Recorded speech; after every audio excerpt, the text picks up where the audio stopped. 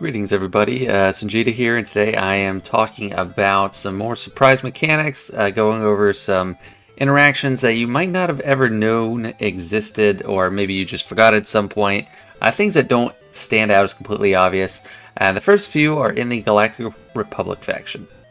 And our first specimen is General Skywalker. He's got a very complex kit, a lot to get into. But what I'm not getting into are his leadership and uniques. I'm actually going to be just going over how his specials and basic interact with each other. But actually, kind of just specials. And you'll see what I mean in a sec. So the first thing is how the first special, Sundering Strike, and Force Grip work together. So this is his AoE that dazes enemies, and it'll critically hit enemies with Armor Shred. So it's really a choice to make which one you use first. This inflicts Armor Shred first, and if the enemy is dazed, does double damage. So if you're starting with this, you're going to set yourself up for double damage on the primary target.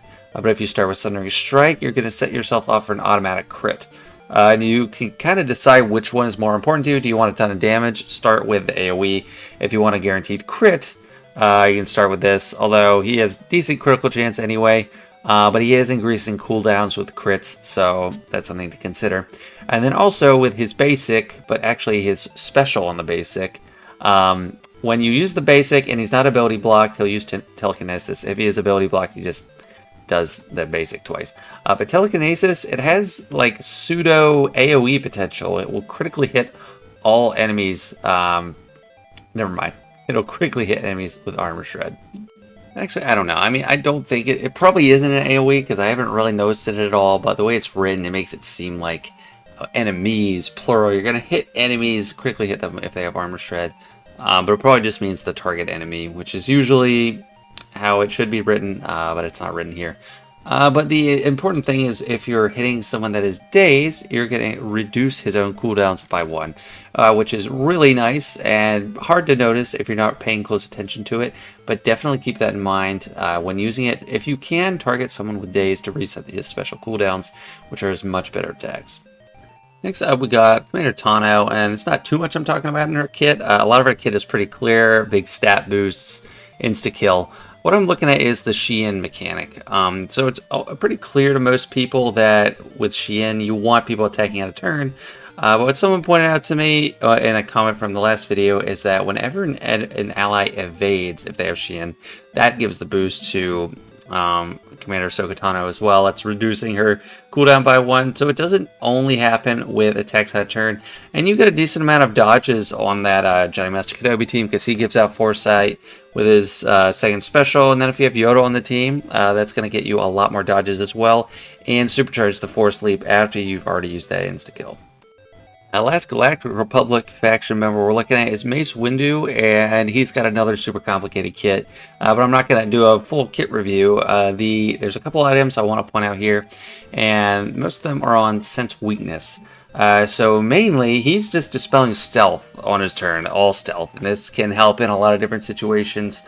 If you're using with some kind of Jedi team against a Zori team, that's one particular useful element to it, and also if you were facing like, I don't know, Galactic Legend Ray team, but you kind of want to avoid using Mace against them because he gets the taunt and gets whirlwinded, and it's, I don't know, it's a whole big deal. But yeah, he's dispelling stealth every turn, so you can make a lot of use out of that. But another thing that I've never fully noticed before is when an ally damages an enemy with Shatter Point. He's recovering protection for the whole team, but all Galactic Republic Jedi allies gain Foresight for 1 turn. So that's going to be a lot of Foresight going around over time. Next, we got Mace's cartoon nemesis, General Grievous. And I don't know how much of the stuff I'm going to talk about is actually not forgotten or unknown by players. But his kit is clearly based around health. You want as much health as you can to try to get your damage up. And it's clear that he's damaging his allies whenever he takes a turn, but he is increasing his max health with that. He's not just harming them, it is increasing his max health over time. So in long matches, his health is just gonna keep spiraling up as long as you can keep the team alive. He gains 5%, so he damages 8% max health damage, but he gains 5% health and potency for each other droid ally, and that potency is nice as well. And then also on his Skittering Horror attack, I think a lot of people just think of it maybe as just a stun, but it's also kind of a siphon mechanic for the enemy's health. They have to already be debuffed, but if they are, they're going to lose 10% of their max health, unless they're Raid Boss or Galactic Legend. And that can't be resisted, and then Grievous is going to increase his max health by 10% till the end. So think about that strategically when you are using Grievous. If you don't need healing immunity from the basic and you've already got target luck out there, great option, and do it as much as you can. And another member of the Grievous team that's pretty much always with him, and if he's not with Grievous, the only other time you might use him is in territory battle with Dr. Aphra, just because he's a dark side droid tank. Anyway, I digress. I'm just covering his specific synergies with General Grievous. And one of the most powerful ones I'm thinking that people might not notice is that he gives Grievous in himself 20% tenacity and defense for each target locked enemy. So when you have the full team target locked, that's just one more boost that's going out there. You already want the target locks out there for the turn meter train, but it's going to be an awesome boost. And the stealth mechanic only happens for separatist droid allies if Grievous is an ally.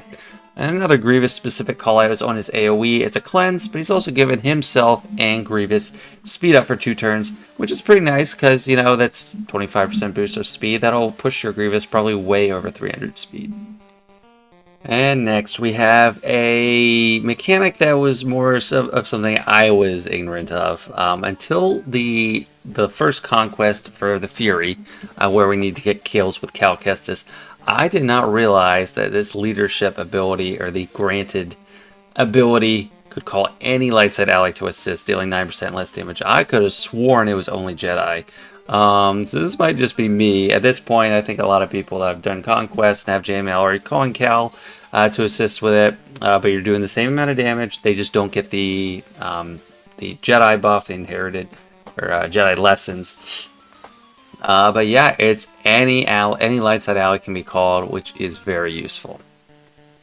And another little tidbit is on his basic, he's actually stacking his max health. It's only 2% and it's a max 20%, but that's still something. On mine, that would end up boosting to like, plus 26,000 health. So that is not nothing. That might make the difference.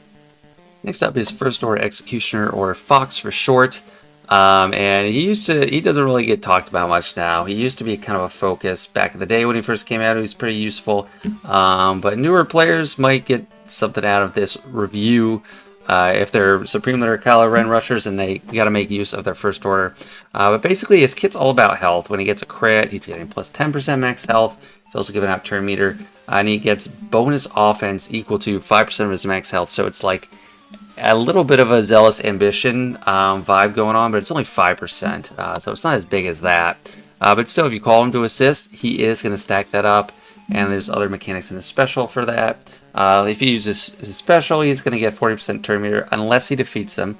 He'll get 20% max health until he defeats an enemy. When he defeats an enemy, he's just getting more turn meter. So if you really want to stack up his health high, just avoid killing people with him. And then on the basic, he's going to give himself health up, which is just going to increase the amount of health he has, and therefore offense. So you could get a couple things going and get a little loop with him, stack up his health, and get his damage pretty high if you play your cards right. Next is a short one, and I don't even know how useful it would ever be, but Sith Empire Trooper's special ignores protection, so it can hit under protection. So if somehow you're in a situation where you've got their health really low, but they've recovered protection or something. Maybe you have him with Night Sisters for some reason, and he's got Plague, and they got a bunch of Plague down. You can just poke them and knock them over if they have very little health. But like I said, I don't know how useful this is going to actually be. Now we got Shore Trooper. He's an Empire pre-taunt tank. What you might not have noticed or might have forgotten is that he is granting turn meter when he gets hit, or when allied Empire units use special abilities while he's taunting, 15%. So if you have him and Thrawn on a team, you're granting a lot of turn meter just from them doing specials. And also, he's going to recover 10% health. And the actual special, it's going to have its cooldown reduced anytime his buff gets dispelled. So a really useful ability. You don't want his taunt getting dispelled because you're not going to get the Terminator gain. But he's a pretty nice pseudo support character along with being a tank. Last but certainly not least, we have Darth Vader, and just a couple simple things I think people might be prone to overlook.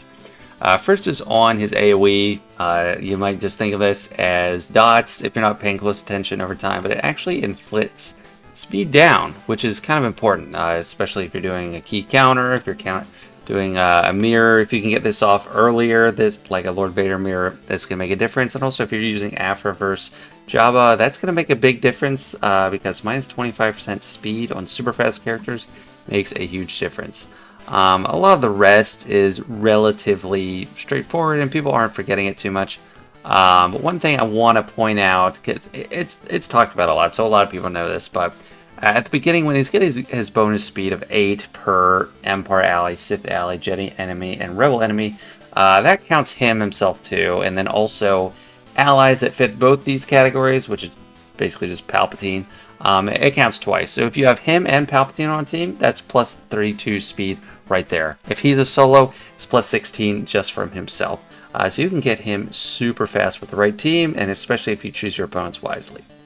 That's it. Thanks for watching. Let me know if you have any other mechanics that you think people miss all the time. I'd love to cover it in a video. Like the video if you enjoyed, and don't forget to subscribe if you haven't already. Peace out, guys.